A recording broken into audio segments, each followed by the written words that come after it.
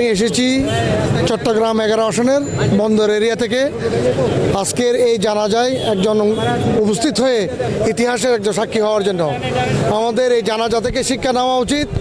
আগামী দিনে যারা এই দেশের নেতৃত্ব দেবে, যদি খালেদা জিয়ার মতো আদর্শ না হয়, তাহলে এরকম আগামী দিনে ওনাদের জানাজাও কোনো লোক আসবে না। উনি খালেদা জিয়ার এই জানাজা প্রমাণ করেছে, আগামী দিনে যদি নেতৃত্ব দিতে চাও তাহলে খালেদা জিয়ার আদর্শকে অনুসরণ করো, তাহলে তোমাদের মৃত্যুর পরে এতগুলো লোক নিঃসংকোচে নির্দ্বিধায় ভালোবাসায় শিখতে হয়ে এইভাবে ফিরে আসবে। আজকে আমরা এসেছি, আমি বিশেষ করে আমি বিএনপি করেছি, কোনো নেতার দিকে নয়।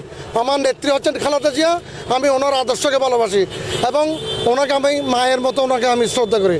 কাজে আল্লাহ এই নেত্রীকে, এই আপসহীন দেশ নেত্রীকে যাতে আল্লাহ জান্নাতের উচ্চ মাকাম দান করেন, এই কামনাই করতেছি।